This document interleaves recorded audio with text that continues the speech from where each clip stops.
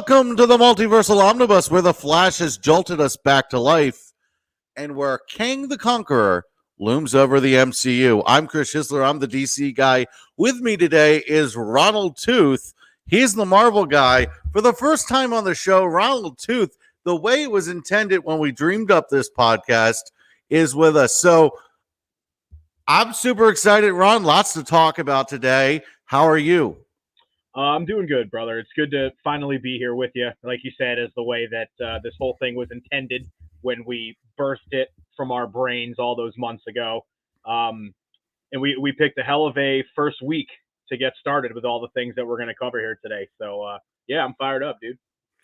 Yeah, I'm excited. I got a little bit of a fun start with Jordan, and I've done some videos on my own, but now we are going to draw this up the way we had always thought of. And Super Bowl Sunday gave us quite a lot to talk about, and not in the football realm, although there's a lot to talk about there on other channels. Flash had its first big splash, its TV trailer. The movie exists, by the way, guys. It's a real thing. They spent money on a Super Bowl trailer. That shows you everything. I know there's some people are still going to wait to see it in theaters before they believe it's real. But what were Hey, so what were your thoughts on the Flash trailer? Just basic thoughts before we break everything down. Yeah. So my first thoughts right off the rip is that it's the first DC thing in a while that felt like a genuinely big deal, like a big Marvel project would. I'm thinking back to like Suicide Squad, like, yeah, that was good and the trailer was fun, but we always kind of knew that was just going to be like a fun James Gunn movie. And, we ended up getting Peacemaker out of that. But same thing with that. It didn't have that to compare it to Marvel, that Avengers level feel. This project absolutely does. The trailer last night absolutely did. The massive set pieces, the battles, it felt very grand in scale. So seeing that right off the rip was pretty great. Keaton Batman looked awesome, way better than I thought he was going to be honest with you. Even the CG that they kind of did on him during the fight scenes when he drops down in the beginning, I thought it looked great. I'm sure some people on the internet would probably disagree with me, but hey, that's my one own opinion. And I guess lastly, just sort of on the surface, is that it showed just enough without giving the whole movie away. A lot of times with not just even superhero movies, but movies in general today, we have these trailers and they give you the whole movie, or at least every major moment of the movie, at least a snippet of it, in a 3-minute thing. And it just, by the time you walk out of the theater, you're like, oh, I saw that movie on television in 3 minutes a couple weeks ago. You know what I mean? So it felt like this one, it really focused on like the battle with Zod and more just about Flash, like kind of having this crisis that's probably going to be going on in the beginning of the movie, trying to save his mom, that kind of stuff. But it really didn't give that much away, I felt. Yeah, I saw some people complaining that the Michael Keaton reveal was wasted, and I'm like, guys, we knew, if you follow this at all, we knew about it. Secondly, you have to get the people who do not follow this to get into the movie theater to get excited about this movie, and I thought that was the only real way to do that.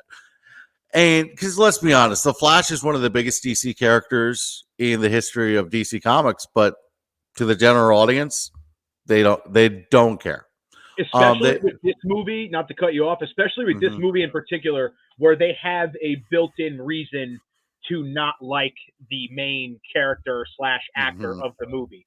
I mean, we won't dive into the Ezra Miller stuff because I'll admit I'm not educated enough to know whether all of it's even true or not. I've heard things from both sides, so I just don't feel comfortable making a stance on it.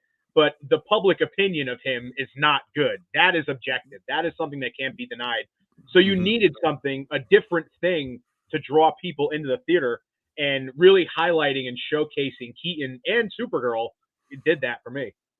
Yeah, I thought the trailer did its job. And real quick with the Ezra Miller thing, I think a lot of it's coming in one-sided. A lot of it is becoming, let's see what we can dig on Ezra Miller, and because he can't put up much of a fight, they can't put up much of a fight. Sorry, I try to use the right pronoun there. They.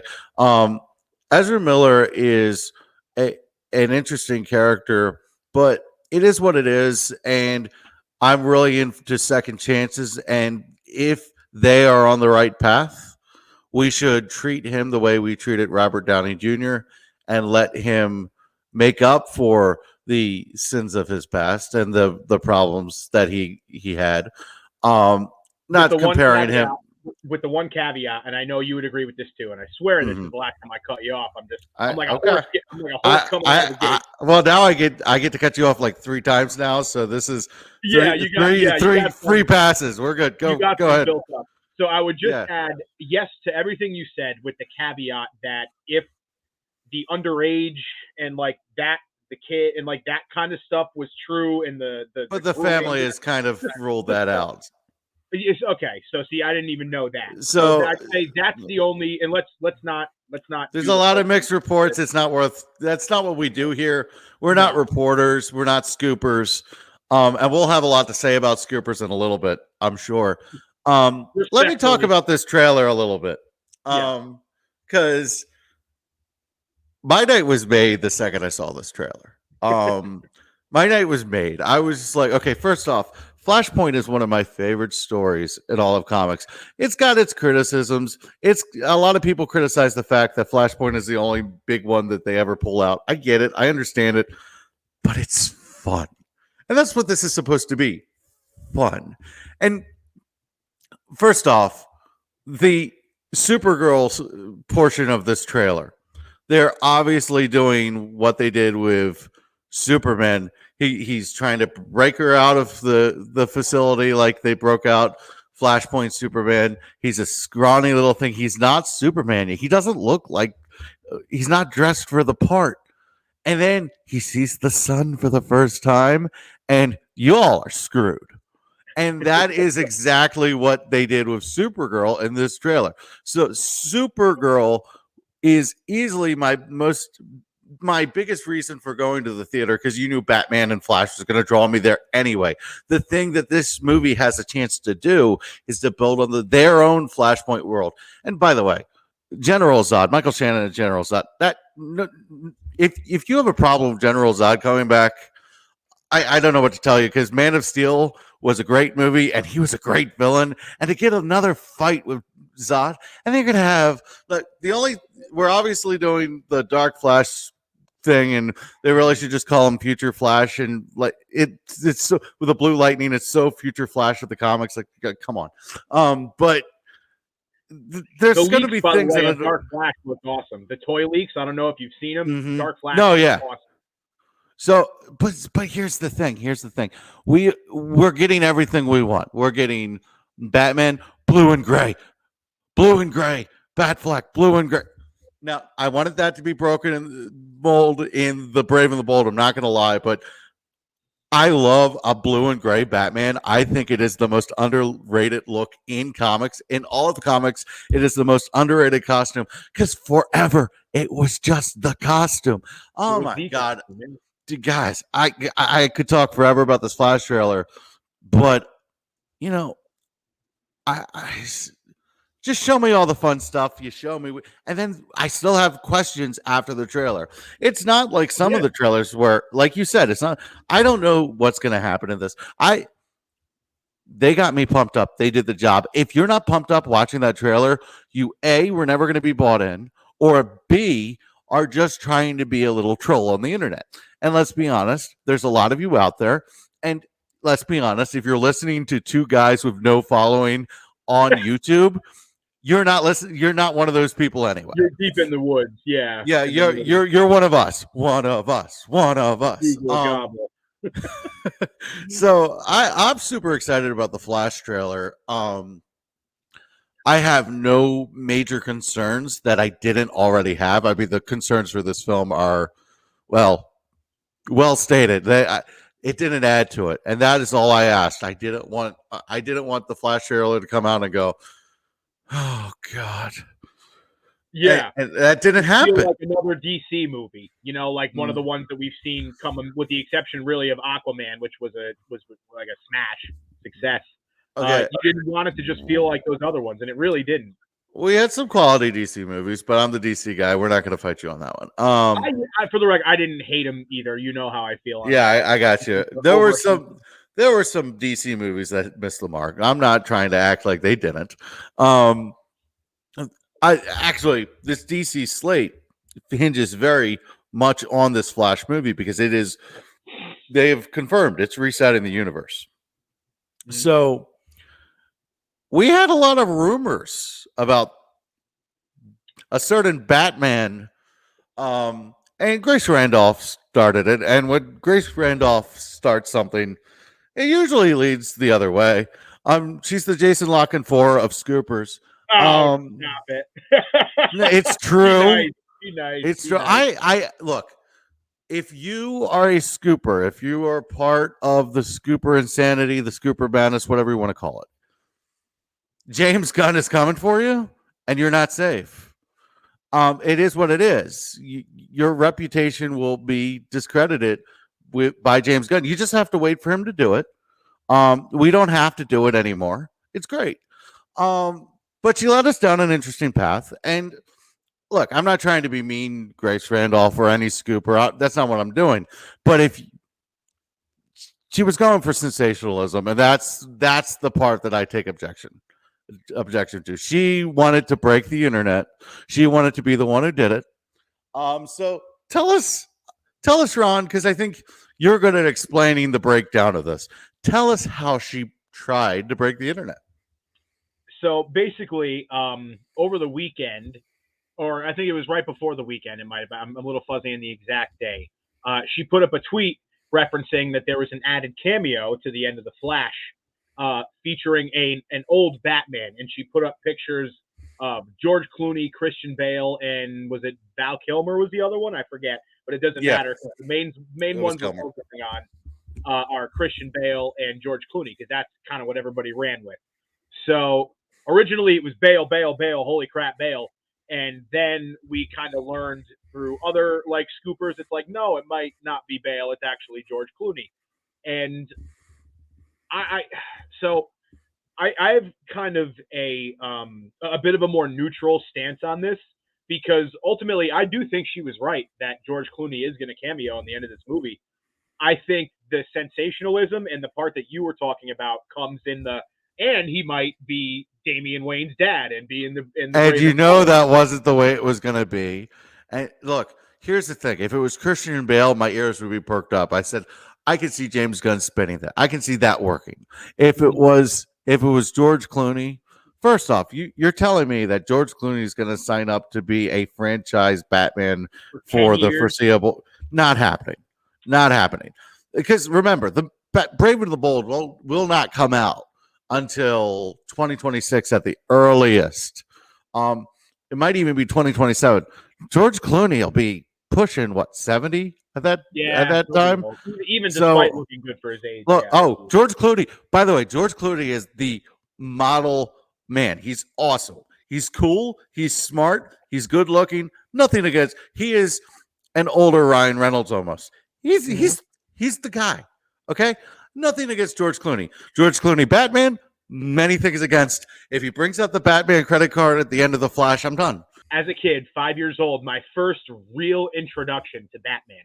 Like that movie, and I know in hindsight we look at it as adults and we're like, oh, it was this, it was that, even though I loved it when I was a kid. I loved it in the theater as a kid. Exactly. And it was my dad hated it. It was such a hilariously outrageous movie, dude. I mean, like the rubber lips and the take two of these and call me in the morning. Like, it's freaking hilarious. And so, like, what killed the dinosaurs? The Ice Age. Yeah, dude, it's so funny and like so great and so Tim Burton. So like, I love that, and I am going to very much enjoy this small piece of nostalgia that we're going to get from this movie because no, he is not the Bruce Wayne of the DCU. James Gunn has already confirmed it in a tweet, which to your point before, any of these scoopers who kind of do this sort of clickbaity stuff now, in terms at least of DC, they're probably going to get called out if they have any sort of following. James Gunn's not going to respond to every 200 follower fake scooper account, but when it comes to the Graces and the film odysseys and the He guys just like had that. to choose one guy to respond to. He knows how to play the game. Yeah. I always feel like he's got little tennis balls in like one of those lottery things, and he just pulls out the number, and this asshole is getting his day. Well, it's because he knows how to quell things before they get out of control. If he hadn't gone on Twitter and done that, people would be dragging him and DC through the mud. And DC would never. Confirmed. It would just be confirmed. George Clooney is the new DC. And DC has never done anything like what James Gunn is doing. James Gunn, being the face of the DC studios, is gigantically important. James Gunn, I have a lot of faith in James Gunn. I don't understand why people don't. I honestly believe if you're looking at James Gunn and you're saying, "Oh, well, it's just going to be stupid Superman and one-liners and fart jokes," look. I'm not saying Jimmy Olsen won't have a fart joke in Superman Legacy. That's possible, guys. But you think that's going to be the tone of the movie? Really? No. Come on. So it's the cornerstone of their whole franchise. We know the Holy Trinity: Superman, Batman, Wonder Woman. Like he is not going to go goofy with any of those. Like they may be. Let me think of how to put it. Like they may be a lot more colorful and a lot more vibrant than you're used to, because that's just the way that James Gunn writes his characters. But we're not going to have a bunch of Draxus running around as the main characters of the DC universe. You know what I mean? Yeah, 100%. Now, will we get Batmite at some point? Maybe. Will we get Mr. Mxyzptlk? I mean, he might even be the bad guy of the first Superman movie. Who knows? Guys, James Gunn's Mad Hatter is going to be ridiculous. I'm telling you. Yeah. That's gonna be a wild ride.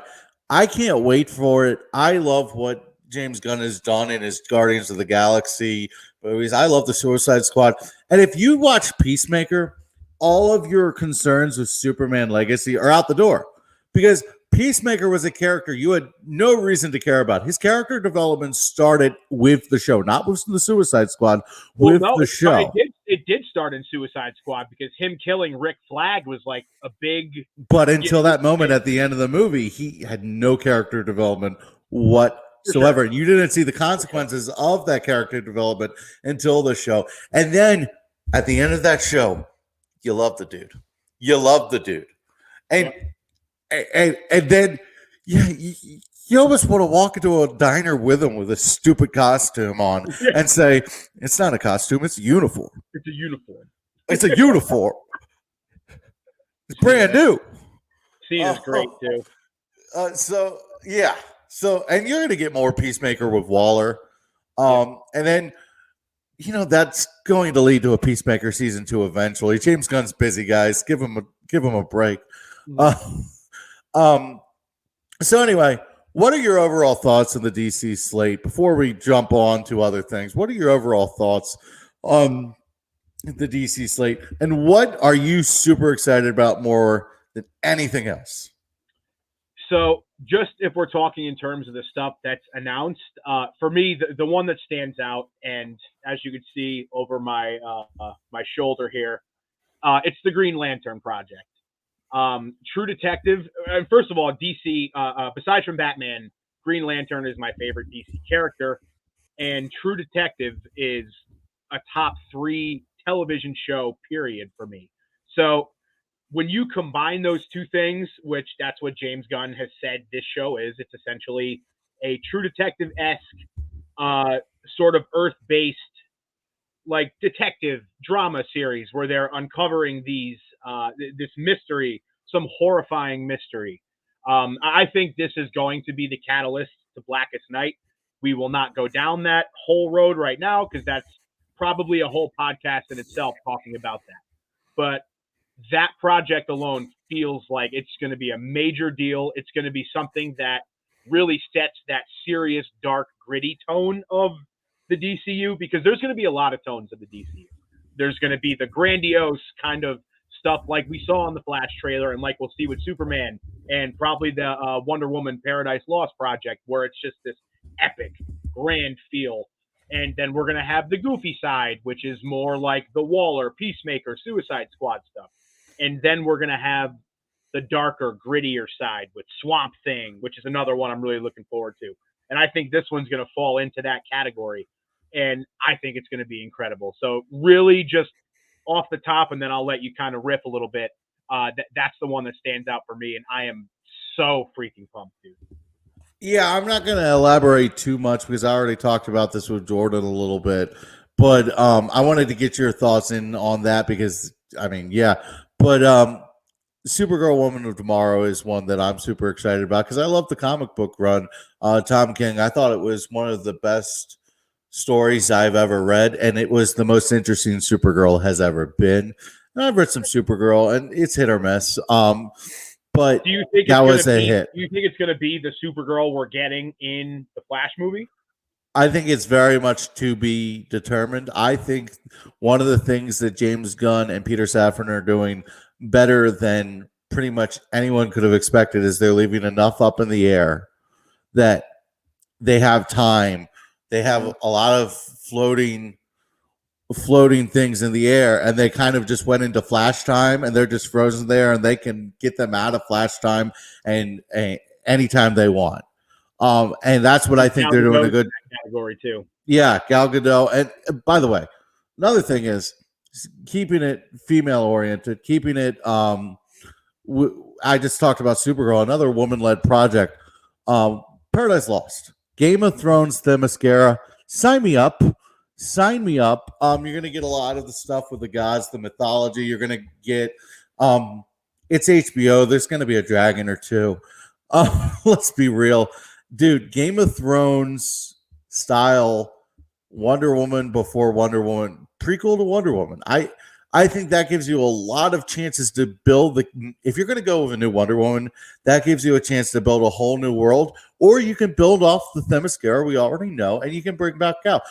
Whatever direction they go with that show, that tells you where they're going with Wonder Woman, though. An interesting thing I wanted to talk about is the potential of Ben Affleck directing in the DCU. Obviously, James Gunn has already said Henry Cavill and Ben Affleck will not be part of this universe as actors. Now, he did leave the door open for Henry Cavill to return in exciting ways in the future. It ain't happening for a long time, guys. They know that bridge ain't even open. No. If they bring Henry Cavill back, it'll be down the line in a Kingdom Come story. That's the worst kept secret in Superman, period. Can I get really quick before we move on? My theory is that, because I mentioned before, I said they think they're going to do Blackest Night.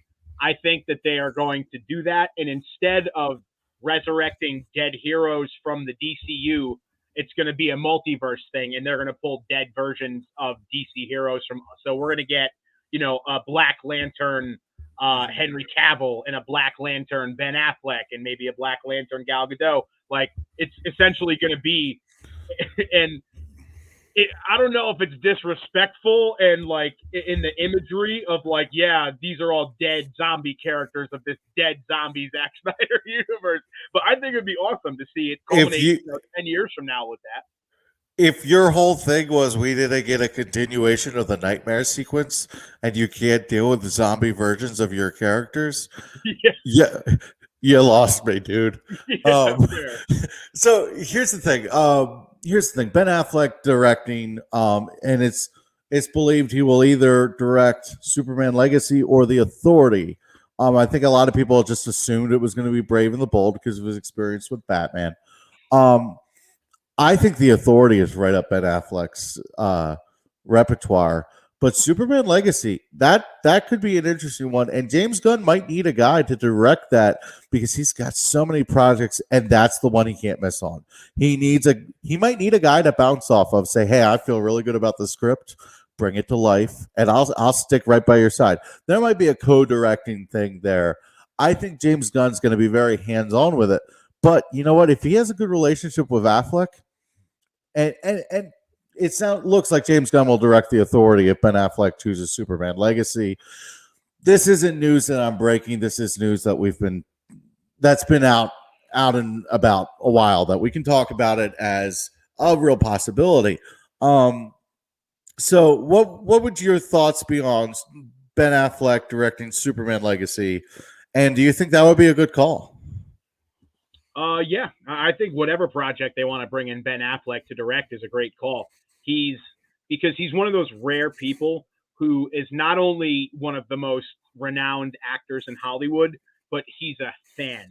Like he loves this stuff. He has a Batman room in his house. You know what I mean? Like he's somebody that you can trust to take it seriously, to look at it not just as a movie maker, a prestigious, Hollywood nose up in the air kind of actor. He's going to look at it like us, like the sweaties out there who are sitting here thumbing through comics. He's the same way. Mm-hmm. So, really, no matter what he directs, I think it's going to be great. And I don't think it's necessarily an either or thing. I think if he directs one and he smashes it out of the park, I think that door is open for, if he's going to direct a trilogy, if he's going to direct numerous different franchises within the DCU, I don't know. But I think he's going to be pretty heavily involved. Yeah, I'm super excited about that. The one thing I didn't want with Superman Legacy is I didn't want a director that would go in the path that we would have gone with this Man of Steel 2. I know they talked about Christopher McQuarrie as a potential director for Man of Steel 2 when we thought we were getting Henry Cavill back. Mm-hmm. And I didn't want that because it would have worked for Henry Cavill, but I didn't want another action director. I wanted a guy, you know what it's going to be. It's going to be a movie that's going to make you fall in love with Clark Kent as a character. And because I've said it before, I'll say it again. You have to go out of me and Jordan talked about this, and I kept saying, he can't be an angel. He can't be a Jesus figure. He has to be a friend. He has to be Clark Kent. And you have to have the movie theater invested in Clark, not just Kal-El. And I don't think that Henry Cavill's iteration gave us enough time with Clark, and I don't think it gave us enough time with Lois and the world around Superman. That's kind of what happens when you bring Batman in to fight him right away. Before we could even get a second movie. Look, I actually love Batman versus Superman, but you cannot defend. You can't really defend the way it was built. The blueprint needed some changes. But I'll say I love the movie. If that came out in the current DCU as an Elseworlds project, I think people look at that very differently and they'd probably enjoy it. Knowing what it was, not having the pressure of being the main DCU and the Snyderverse and all this crazy stuff. If that was just like a fun Elseworlds project that somebody did, I think we'd be looking at that movie way differently. My hot take with BVS is it's a masterpiece, and if you get it, you get it. But the problem is you can't make other people get it. You can't get people who it didn't click with just say, oh, well, it's okay. You're right. We'll just shut up in the corner. That's not going to happen. You need it to be a 4-quadrant movie when you do Superman. You need it to be a movie that I need my 3-year-old niece to be able to watch Superman Legacy. She can't watch The Authority. Fine, I get that. Keep her away from Amanda Waller. Superman, she needs to be able to see. I think that's fair. Look, I'm not even saying that a little young kid that young has to be watching Superman. That's not what I'm saying. But it needs to be a movie that the family can go to. Mm-hmm. In exaggerated terms, in hyperbole, but that's where I go. But the family has to be able to see Superman because Superman is a character that has to be the thing that connects everything. What I'm very interested in is how they connect Superman and Batman, because whether you like it or not, that was the big problem with the last go around. Superman and Batman connected in a way that didn't click with people. I think you got to go world's finest. I think they got to be friends in this universe. And I think you have look. Zack Snyder got a lot right. Bruce had figured out a lot about Clark Kent, and Clark figured a lot about Bruce, and they're the only two people who could probably figure those people out. Oh, Martha. why did you say that name? Why did you say that name? Yeah, God, Sorry. you know the worst part. No, it sucks. You know the worst part about being a DC fan, especially someone who loved the Snyderverse, is that you constantly have to be playing defense. And that's what I'm excited about a brand new universe for. I don't have to play defense in this universe. We're going on offense, man. Opening coin toss, we are not deferring. We want that ball. We want to make the impression on the general audience. I can't wait for Superman Legacy. I can't wait for Creature Goddamn Commandos. Creature Commandos is going to be fun. And you know what? Here's the thing. There's no pressure on Creature Commandos, and those are the things that James Gunn is brilliant with. Those are the things that if he gets you to care about Creature Commandos, it's over. He's already won.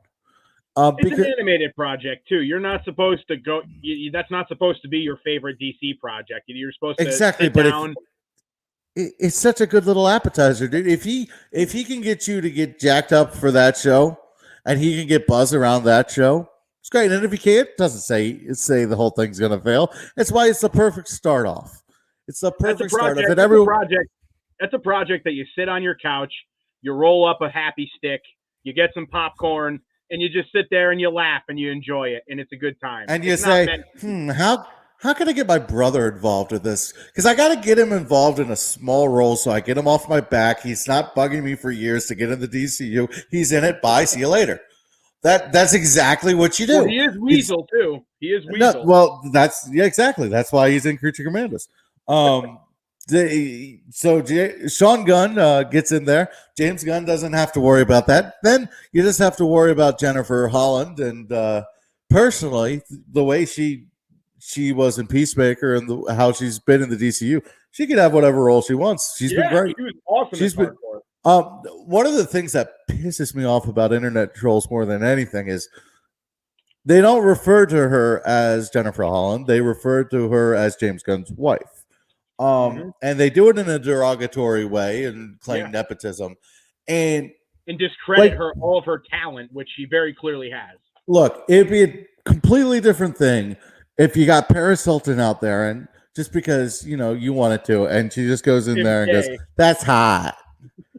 That's hot. Like if that was her only line and she was in every movie, it wouldn't work. But that's not what we're doing here. Yeah, that's not what we're doing here. So I love the construction of the DCU. I'm super excited about what we're getting. We got DC Studios. David Zaslav has nothing to do with this, and if it's successful, he never will. He just signs the checks and says thank you very much. That's all you need. And you know what? That's what they do over in Disney, and it works. Look, and here's the thing. They're not trying to copy Marvel either. This is not going to be as linear storytelling as Marvel, and you're going to have a lot of chapters in this that there's going to be no homework problem. You're not going to need to watch everything to string everything together. But you can, and you'll be rewarded for doing so. Yeah, I would kind of disagree. I do think it's going to be a little more connected. I think it's actually going to be a big focus. It'll be connected, but you'll be able to watch everything, is what I'm saying. You'll be able to watch everything without having to worry about, what happened in this one. You know what I'm saying? Watch 30 different things. Yeah. Like if you didn't watch Captain Marvel, like where are you even going for Secret Wars? So Secret Invasion, you mean? That's what I meant. Hey, you're the Marvel guy. See, here we go. I knew it when I said it, and I was like, damn it. You're good. That's why I'm the Marvel guy. You're the DC guy. There's a million things that you're going to correct me on in DC over these next. And I will tell you this: we have some Marvel talk in the show. This is the Multiversal Omnibus. It just happens to be DC's kicking some serious tail. It's going to change this week on Thursday. Marvel's going to get back in the conversation. We are. Two DC things before we. We're not getting there yet. We're not getting there yet. I'm not trying to rush you. Okay. One, while I don't want George Clooney to be our DCU Batman, I want more than anything for him to be a Bruce Wayne in an Elseworlds Batman Beyond project. Sell it to Netflix. I don't care who the hell you sell it to. Make it and make your Terry McGinnis Finn Whitrock for the love of God. Or if you don't want to make it, Signed off. Yeah, Agreed. yeah. Like he's just Perfect. I mean, from American Perfect. Horror Story lore, for those of you who don't know who Finn Whitrock is, go Google him and tell me he doesn't look like a perfect Terry McGinnis. Like, I've seen this fan casting before. It's perfect. He's awesome. And he's yeah. so brute. Like, he's used to playing, like, kind of darker, like, broodier kind of characters. I think he could nail that, like, futuristic, dark, cyberpunk sort of vibe that Batman Beyond has. So that's pretty much what I'm going to end off the DC talks on as my last point.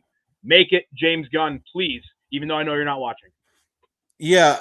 The only other DC point I want to talk about is I'm so grateful to have a guy pointing which comics to go read for the DCU. Yeah. Guess what I started doing? I started reading Booster Gold 52 pickup on my Kindle. I was like, damn, this is really fun. I'm a couple issues in, and I'm like, this is really fun. I'll read some tonight too.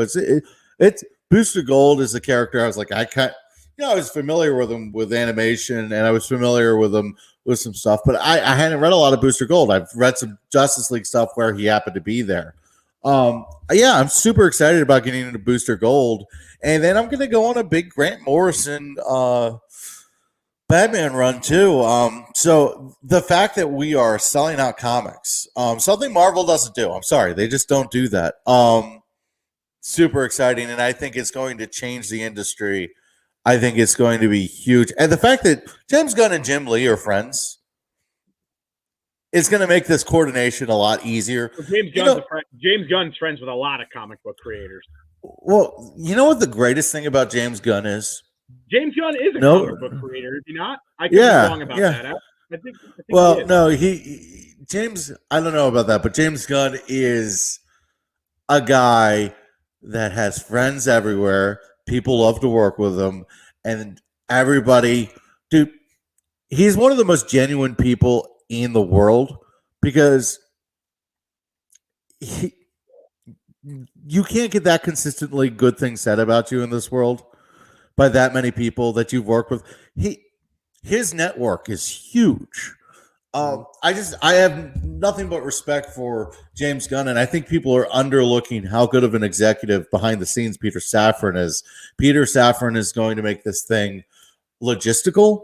James Gunn is going to make this thing whimsical. I can't wait.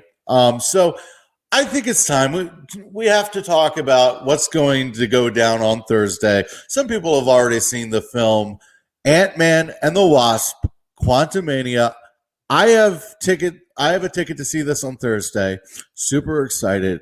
What are your initial thoughts on Ant-Man and the Wasp Quantumania? And do you have any big, bold prediction before the movie? So right off the rip, my big, bold prediction of this is that the Kang that we get in this movie is not going to be the Kang Prime, the one that we're going to ultimately be the most worried about in Kang Dynasty and probably ultimately Secret Wars afterwards. I should also add, I have not seen spoilers for this movie. I've seen people hint, in full disclosure, I've seen people hint at what the post-credit scenes might be. Have not seen the specifics of it, though. So knowing the minimal stuff that I do, I don't think that this Kang is going to be the main Kang. I think it's going to be sort of a red herring. We're going to be led to believe that this is the main Kang. He's going to be foiled at the end of this movie somehow, some way. And then afterwards, we are going to see like, oh no, this is a dragon with many heads. You know, there's a lot of things going on here, which we already kind of knew. That's not really breaking any news to anybody. Anybody who's seen Loki knows that. He Who Remains pretty much spoiled the future of what the Marvel cinematic universe is going to be when he talked about the multiversal war and all these different versions of himself fighting. um, they wouldn't they would not give us the final like real badass version of him in the first movie of Phase 5 when this whole thing's closing out Phase 6 and we're getting all these different variants. It would just make no sense. Why would you introduce the strongest one first? You build up to that. So I think the Kang Prime that we do get, we are going to see his journey. Whether it's a movie in its own right, I don't think so though. I think it'll be a Disney Plus show, maybe even a special. There was a comic run in 2021, Kang the Conqueror, and it was about his. So basically, I'm sure as you know in the history of Kang, but it's he always has the same path. That's kind of like the shtick. There's many iterations of him, and like he goes through the Scarlet Centurion phase and the Nathaniel phase, and just in the Ramatut. And I'm not saying anything that people don't already know. This comic series, it starts out with Nathaniel, and he's visited by an older version of himself, and basically this older version of himself is trying to get him to not make the same mistakes he did. So he goes back and he tries to train him, and that training doesn't go the right way. And then, like, basically it culminates in the fact of showing you that Kang is an infinite loop. Kang is always going to be what Kang is, and it's just, I really think that's what they're going to show us in the Disney Plus. I think that the Kang that we finally get to be the big bad Kang, we are going to see him start as Nathaniel Richards. We're going to see him turn into Ramatut. We're going to see him turn into Scarlet Centurion. We're going to see this whole buildup, and then once we finally see the culmination of what he is, and all this stuff probably with Ravonna Renslayer, which if you're a comic reader is nothing surprising to you. We saw her in Loki as well. Once we finally get that build up to him, I think that's going to be like the holy crap Kang. Kang. Oh my goodness. I love it. So cool. Really excited about it. My big prediction is that Cassie Lang is going to enter the MCU in a big way. I mean, she's already entered the MCU, but new actress. I think she's going to end up being a big character. And I'm starting to think about legacy of Ant-Man and the Ant-Man franchise in the MCU because, Paul Rudd isn't going to be doing this forever with Black Panther Wakanda Forever. Shuri stepped up in a big way. You have Florence Pugh, and you have got a kid now. Well, you've got a lot of younger characters. Miss Marvel, America Chavez. You got a lot of younger characters getting going, and I think they are going to include Cassie Lang pretty hardcore in what they're going to do moving forward. I think she's going to be. I think she's going to steal the show a little bit. She's more of a background character. I know she's going to the quantum realm and everything, but look, if you're looking for the future of the Ant-Man franchise, it's not going to be Evangeline Lilly.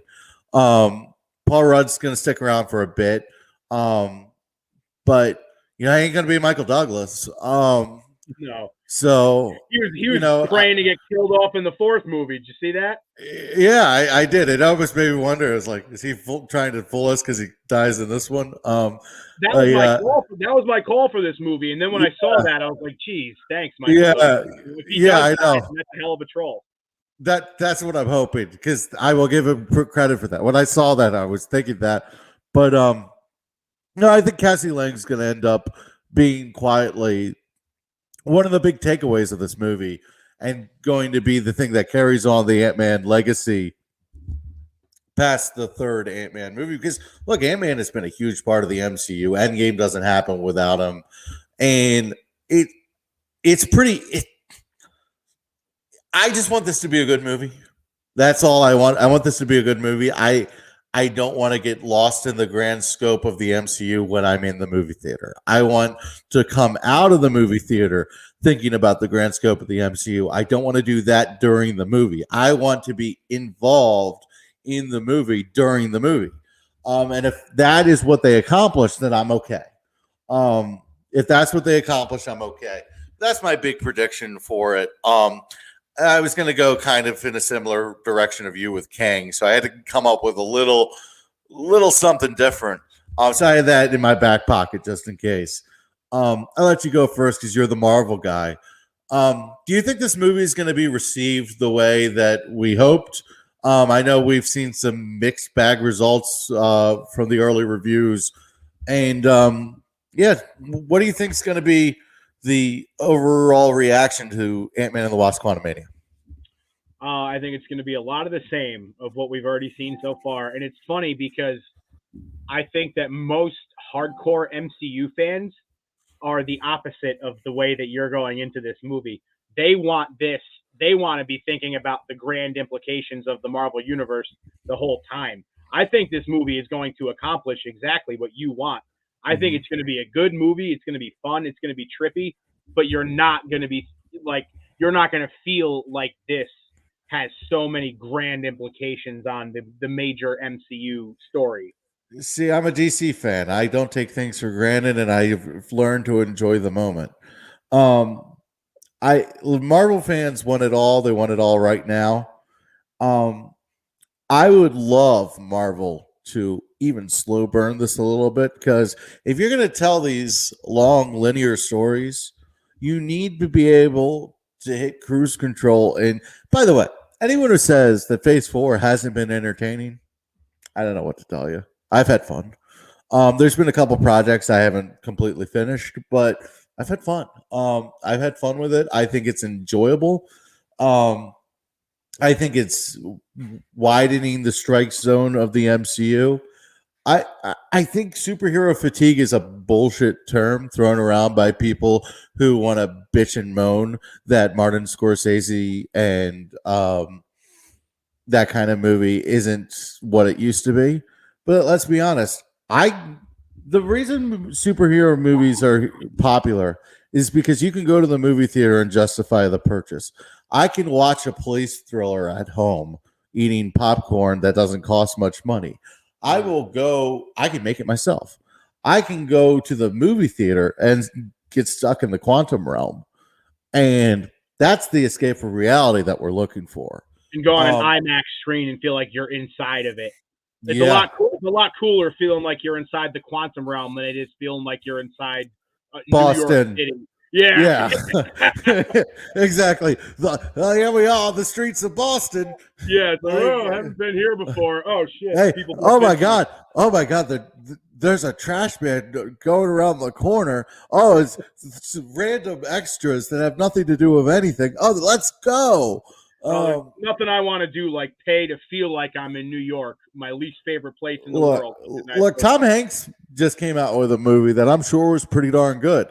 But I'm sure when I watch it at home, I'm not going to feel like, God, I should have seen that on a huge I screen. really missed out. Yeah, might not see it in the theater. No way. So I don't think superhero fatigue is nearly as bad as people would like to say it is. I think, and look, Mission Impossible: Dead Reckoning is going to do huge numbers in the summer. I think if you give them a reason to go to the theater, they'll go to the theater. I just think Top people Gun. are like, Look what Top Gun did. Are you yeah, like, but come on? you had thrills. You had thrills in that movie that you had to see on the big screen. Well, that's That's what the I'm saying. big. Give people a reason to see it on the big screen. You Mhm. know what I mean? Yep. Don't Yeah. sit here and complain. Don't be Mr. Get Off My Lawn And because your and movies aren't important mhm. enough to see on a big screen when they can Yeah. see it for free on streaming 2 months later. Yeah, look, here's the thing. If you for a guy like my brother can wait for Ant-Man and the Wasp Quantumania because he's not on social media. He doesn't have the echo chamber talking back to him all the time about it. He's not going to have anything spoiled for him. And it's great. He's like, I don't have to spend the money. I can wait. It's great. Disney Plus, cool. That's fine for him. And that doesn't make him any less of a fan. But we're in it.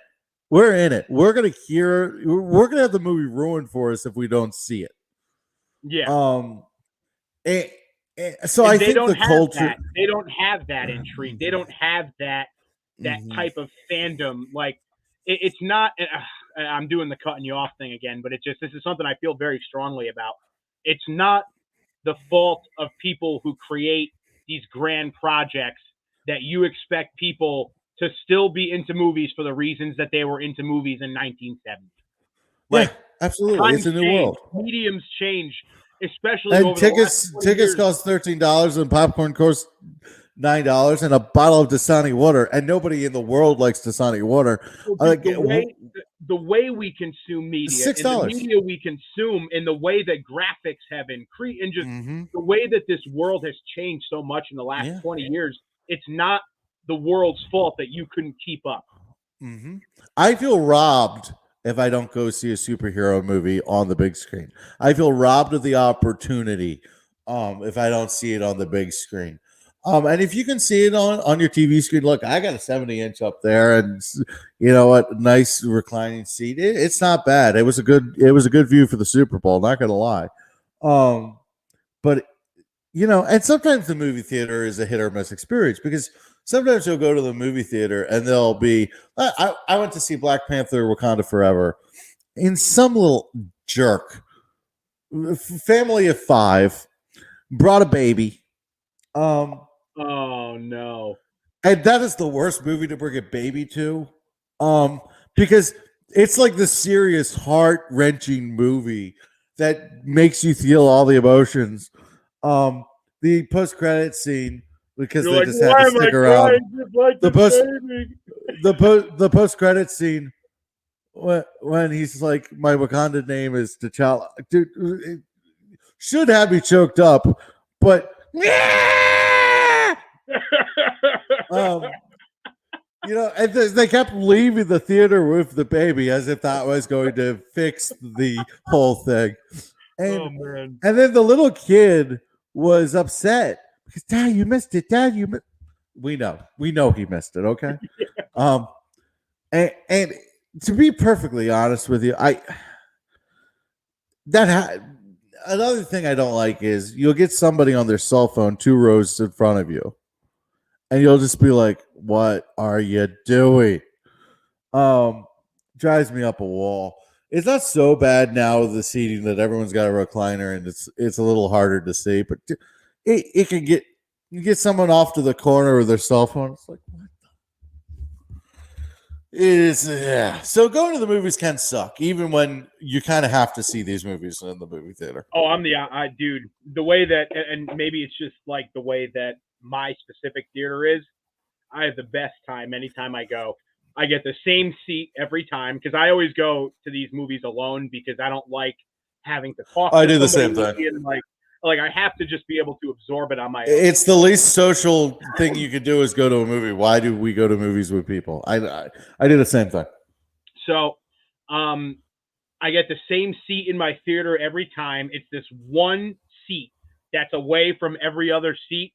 It's right in the middle. It's just like, oh, dude, it's perfect. And I always go for the aisle seat because I've noticed that if you get an aisle seat, they always give you like because it's assigned seating, right? If you get an aisle seat, no one's picking the seat right next to you. No, because nobody goes to movies alone. We're the only ones to do it, apparently. well, the good part of it too is that like, and it's funny how we're kind of just branching off into a talk about the movies, but I can talk it for is hours what it about is. the movies. The way that it is now, the recliners are set in sections of 2. So Yeah. like, so pretty much like if somebody sees that one of them is taken, they're not going to buy the one right next to it. So you're pretty much good wherever you sit now. Yeah, it's but the aisle seat, it's the ultimate cheat code to me. And plus, I can get in and out. Not that I always say I want to be able to get out, and then I never leave my seat because I ain't missing something I paid for. That ain't happening. I will say though, I saw the Batman 3 times in the movie theater, and the third time I said, you know, I really can't justify getting up and taking a leak. I was like, no, I can't do it. I can't do it. I'm going to miss this part that I really love. I'm not going to do it. And I was like, and I'm trying to like figure out what's the best time to go. I was like, this movie is perfect. There's no time. There's no time. It's perfect. Like if they had kept that Joker scene in there, maybe I'd have a time. But like to be perfectly honest, there's no good time. There's no bloat in that movie. It's just everyone's like, oh, the runtime. I'm like, what are you going to cut? What are you gonna cut? Okay, Like, find me what you're gonna got. Go into the editing room right now with Matt Reeves and tell him to his face what you would cut from his movie. Because I don't like. Oh, you're gonna speed up the slow motion. Yeah, the best. You're gonna ruin the best introduction to a superhero in a superhero film ever. Go for it. Be my guest. You think you're going to take out 6? Bum, You're bum, out of your mind. bum. You're out By of your the way, mind if you think you you're are taking you're not a DC fan if you don't walk around the house randomly going bum bum bum bum bum. Dude, do it all the time. Do it all the time. I do it all the time. I in the shower, bum bum bum. Walking down the stairs, bum bum bum. What was I going downstairs for? Bum bum bum. Dude, I'm doing it. It's the that's how you know it finally topped Danny Elfman. Yeah. All right. So this was the most fun tangent of all. Gotcha. So Ant-Man Quantumania. Any final thoughts on Ant-Man and the Wasp Quantumania? Yeah, I fully expect Jonathan Majors to shine. He's one of the best actors in the world. I expect that to be on full display on Thursday when we all go. And I'm fully expecting to be underwhelmed and let down and wondering why MODOK is even in the movie. It seems very much like a weird fit, like an unnecessary fit, almost like I don't even know. I don't even know why he. I understand he's Darren Cross, and we saw Darren Cross in the first movie. But besides from that, I don't understand the point of MODOK being in this movie. I think he'd be much better served as the villain of a more kid-centric Disney Plus show. Like he would have been good maybe showing up in Miss Marvel, or if they do a Young Avengers project at some point. Like maybe he showed up there, but it just and the CGI did not look good, admittedly, from the trailers. So I guess it's just the duality of the two villains. I think one is going to be so awesome and so epic, and the other one's going to be an all-time bad MCU villain. Yeah, I could see that. I think it's going to be interesting. I don't know enough about MODOK to really have any built up frustrations with that going into the movie. I know enough about Kang to be excited, and I think the actor is going to knock it out of the park. I'm pretty well confident. I think this is one of the more talented casts in the entire MCU. You think of the auxiliary characters. You got Michael Douglas, man. I mean, that's fantastic. That's why they shoehorned Kang into this movie. They said, "What cast can we surround him with that will be the biggest deal?" Paul Rudd. That he can play off. You can play off Paul Rudd. Yeah. Evangeline Lilly. However you feel about her personally with her takes or whatever, she's a great actress. Michael Douglas. It just Yeah. I think the cast is going to shine. I think it's going to look stunning. I think it's going to be well performed. I think I'm going to have a blast. And I think I'm going to come out of the theater going, what's everybody whining about? And then we'll talk about that next time. That's what I think is going to happen. Usually, if I'm excited about a Marvel movie, the MCU fanboys hate it. So it's funny how that works. But I'm a DC guy. I don't take anything for granted. I go into these movies wanting to give it a fair shot. I don't think that happens nowadays. I don't think movies get a fair shot. I think people make up their minds before going into the theater, and the truly good movies wipe away what you thought going into it. So I'm hoping this is one of those movies that wipes away a lot of the preconceived stuff. I think that's kind of a running theme of the show because, look, we started off talking about The Flash, and that is a movie that I am desperately hoping gets over the preconceived notions that people have built in. So, yeah, I think that kind of wraps up what we were talking about with Ant-Man and the Wasp Quantumania. We have Guardians of the Galaxy Volume 3 to look forward to. What did you think about the trailer? And are you super excited about the third and final installment of Guardians of the Galaxy? And can we just let James Gunn focus on DC, damn it? Well, yes. I am excited to see James Gunn's last foray in the MCU. I think he's going to go out with a bang. Everything that we've seen so far promotionally has shown that this is going to be spot on what we've come to expect from the Guardians. Flashy, colorful, out there in space, just probably admittedly its own self-contained thing. Again, I don't really think that this one is going to have major overarching like implications on the MCU besides ultimately introducing a new Guardians team at the end, because we know that this is going to be the end for at least some of our favorite Guardians in this movie. Batista, worst kept secret. You know what I mean? I'm done. This is my last time playing Drax. Thank you all so much. Like, he's done. He's definitely going to die. They're not going to just keep him alive out there in the ether. You know what I mean? He's going to be gone. Um, they're really teasing it like Rocket's going to die. I don't think that's going to be the case.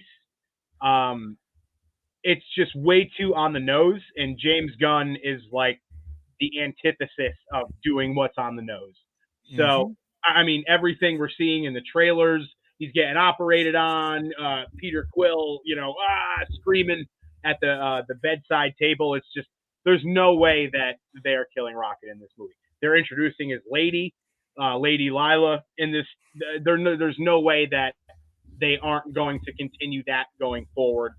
So I don't see Rocket perishing in this movie. Uh, I do think Peter Quill is going to go away. I don't think he's going to die. I think he will be back for Kang Dynasty and Secret Wars, but I think he's going to retire as a member of the Guardians. And I think it's also just time. Chris Pratt has been great, but it just, sometimes you got to freshen things up a little bit. So we'll see what happens there. They've obviously teased in the holiday special the connection of him and Mantis. They are brother and sister. Maybe he passes on the Star-Lord mantle to her. That's something that we've seen already. So yeah, it should be a really fun movie, and I'm super stoked just by what we saw. Yeah, I think it looks fun. It's a James Gunn product, so I'm already down. I liked Volume 2 a lot more than most people did. Me too. I loved it. I thought it was thought it better than was the first fun. one. I thought it was fun. I think it was sloppier than the first one, but I actually think that helped the movie if you were in the mindset to let it help the movie. Does that make sense? Yeah. I thought it was a good movie. So I'm down. I thought the Christmas special was actually a little off the walls. It went off the rails a little bit for me. Me too. But it was fun. It served its purpose. Mhm. Kevin Bacon was hilarious. So yeah, I'm excited for it. I think Chris Pratt has some other things to do in the coming years. He might get a real booster. I was just gonna say he's gonna be Booster Gold. Yeah. Look, if you look at the classic Booster Gold from the comics, especially the more iconic covers, he looks like Chris Pratt. Like he looks like Chris Pratt. Plus, Booster Gold isn't. Booster Gold is the best superhero you've ever heard of. He's kind of this wannabe. I can see Chris Pratt playing that better than pretty much anybody.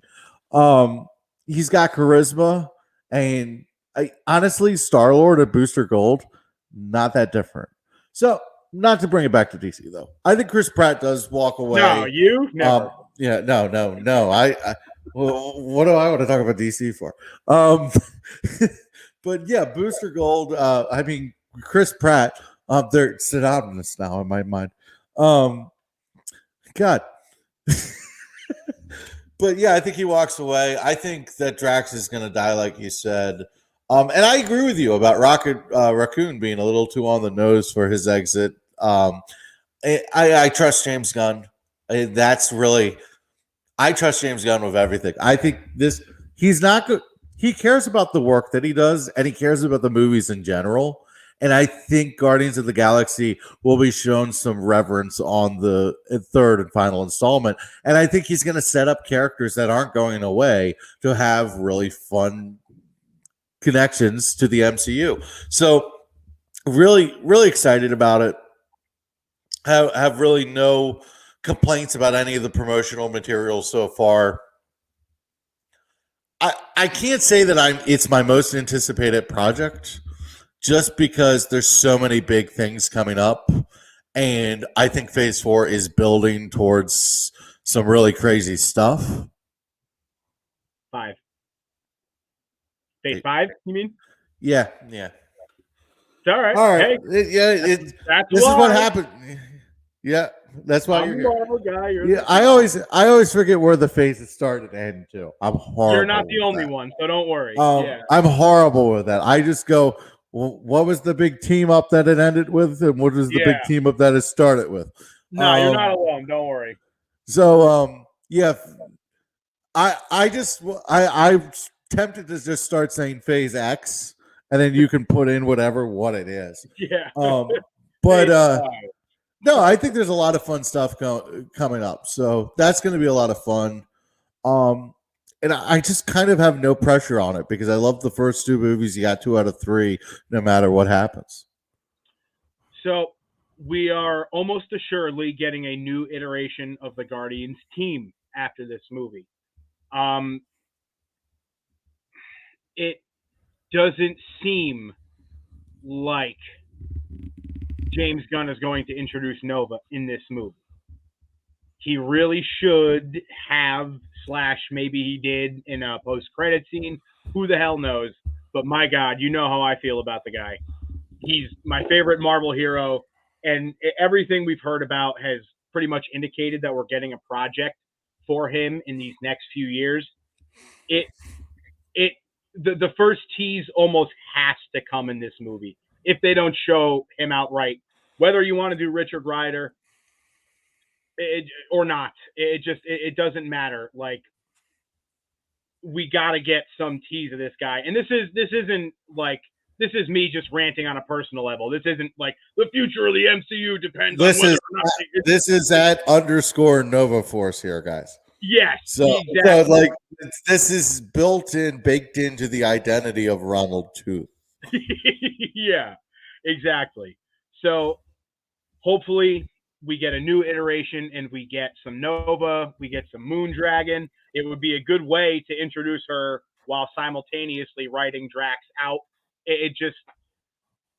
I've seen some things about what the next team might look like, and they're all just, again, from unverified sort of leaker pages. So I'm not even going to mention specifically, but it didn't include either of those 2, and it didn't really look all that great.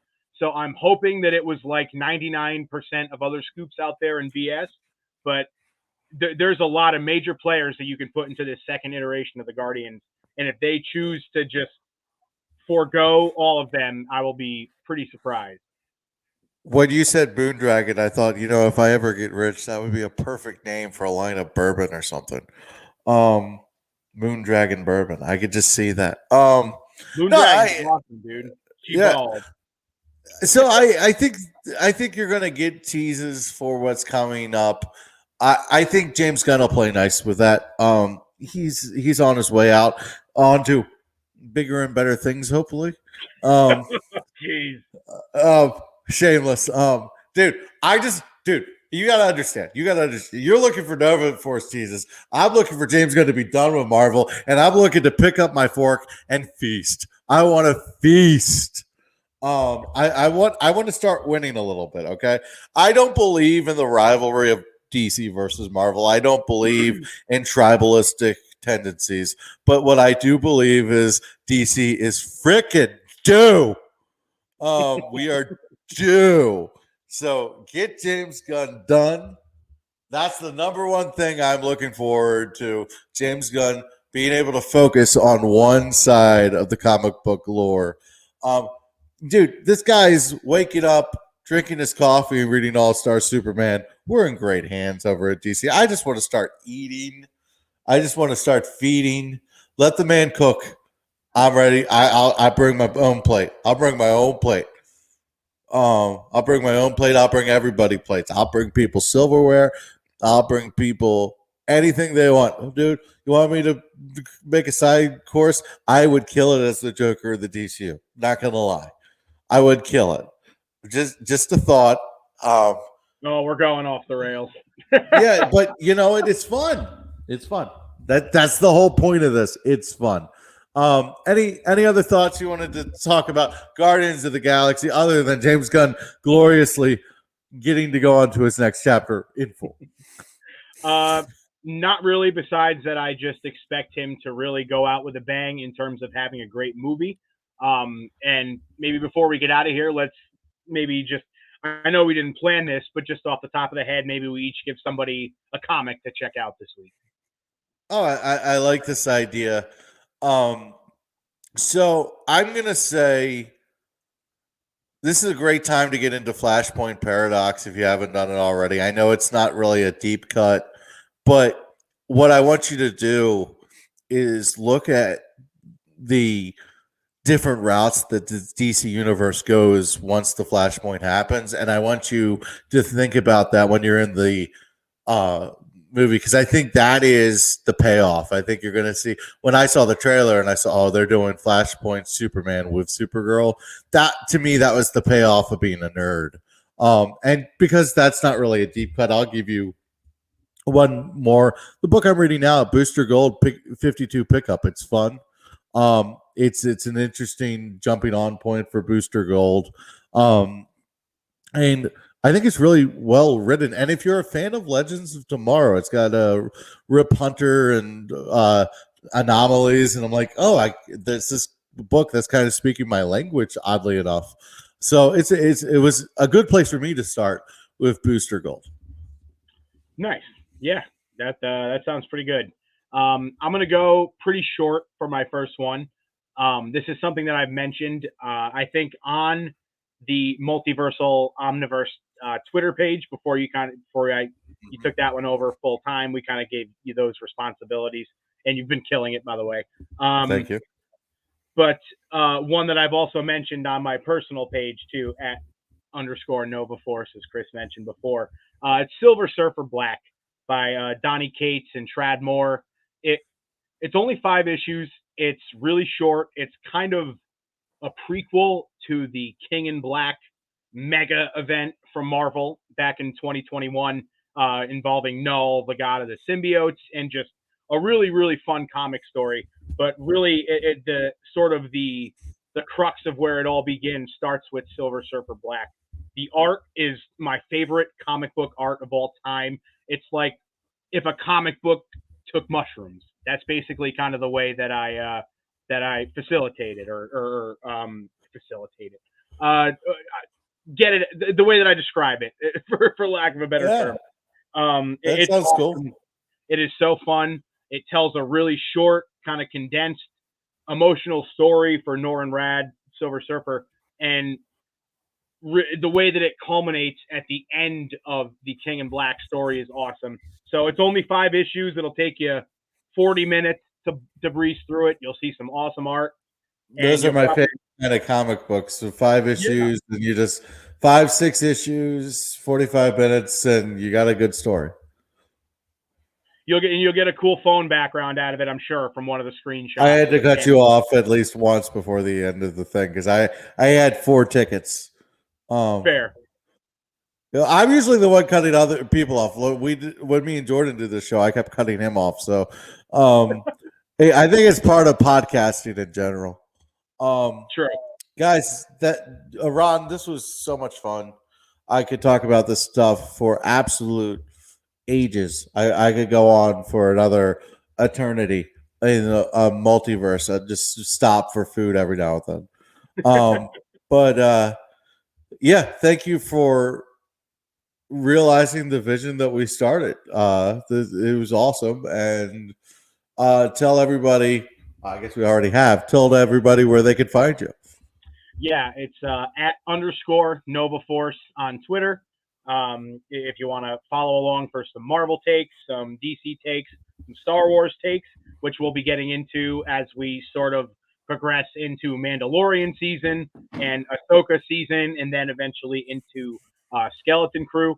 So we're gonna have a lot of fun Star Wars. Oh, we're busting out the sabers, huh? So yeah, well, so this man right here finally convinced me that I needed a lightsaber. I did. All right. Motion control. Oh, come on, just turn on. He's still learning the ropes, people. It's okay. I am. Motion control off. Oh, come on. Motion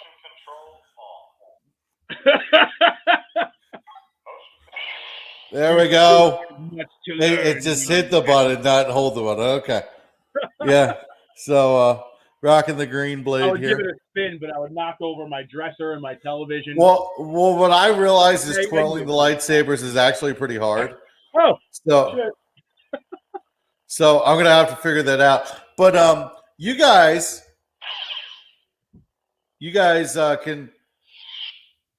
can find me over at FootballMan58 for my main account.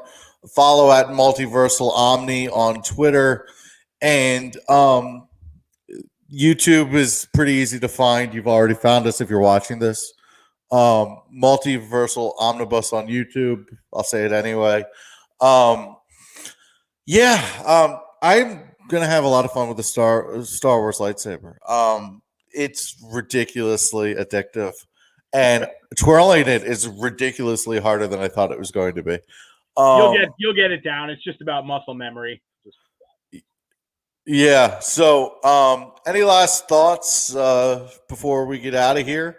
Nah, man, we covered our bases. Let's send these people out and stuff. All right. This puppy was fun, guys. As I say all the time, read comments. No, you're breaking up. That's not the way to send people out in style. Here we go. All right. So as I always say before I end the show, read comics, watch movies, have fun.